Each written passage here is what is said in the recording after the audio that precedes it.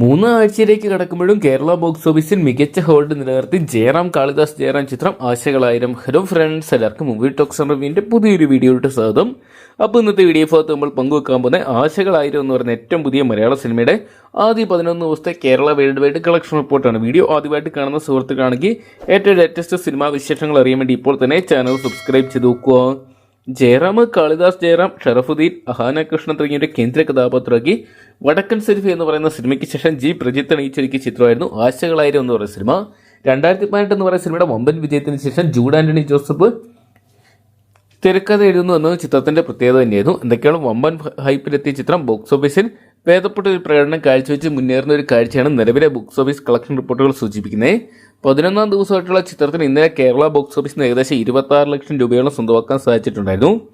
ചിത്രത്തിന്റെ ആദ്യ 11 ദിവസത്തെ കേരള കളക്ഷൻ റിപ്പോർട്ടുകൾ പുറത്തുവരുമ്പോൾ 5,60 ലക്ഷം രൂപയോളം സ്വന്തമാക്കിയ ചിത്രം 11 ദിവസം കൊണ്ട് വേൾഡ് വൈഡ് ബോക്സ് ഓഫീസിനായിട്ട് 6,25 ലക്ഷം രൂപയോളം സ്വന്തമാക്കാൻ സാധിച്ചിട്ടുണ്ട്.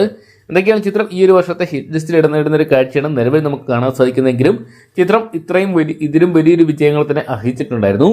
മികച്ചൊരു ഫാമിലി ഫീൽ ഗുഡ് എന്റർടൈനർ ആയിട്ട് ചിത്രം മാറുന്നുണ്ട്. പ്രത്യേകിച്ച് ജയറാമിനെ പോലെ ഒരു ആക്ടറുടെ ഏറ്റവും സേഫ് സോണാണ് ഫാമിലി എന്ന് പറയുന്ന ഒരു ജനറൽ. അതിൽ പോലും താരത്തിന് ഇത്രയും വലിയ രീതിയിലുള്ളൊരു കളക്ഷൻ ജനറേറ്റ് ചെയ്യാൻ സാധിച്ചിട്ടില്ല.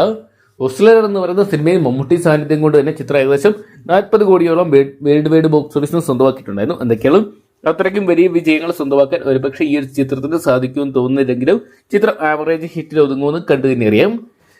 ആശകളായിരം എന്ന് പറയുന്ന മലയാള ചിത്രം നിങ്ങൾ ഇതിനോടൊപ്പം തന്നെ കണ്ടിട്ടുണ്ടെങ്കിൽ സിനിമയെക്കുറിച്ചുള്ള നിങ്ങളുടെ വലിയ അഭിപ്രായങ്ങൾ കമന്റ് ബോക്സിൽ പങ്കുവെക്കുക. വീഡിയോ ഇഷ്ടപ്പെട്ടെങ്കിൽ ലൈക്ക് ചെയ്യാനും ഷെയർ ചെയ്യാനും ചാനൽ സബ്സ്ക്രൈബ് ചെയ്യാനും മറക്കണ്ട.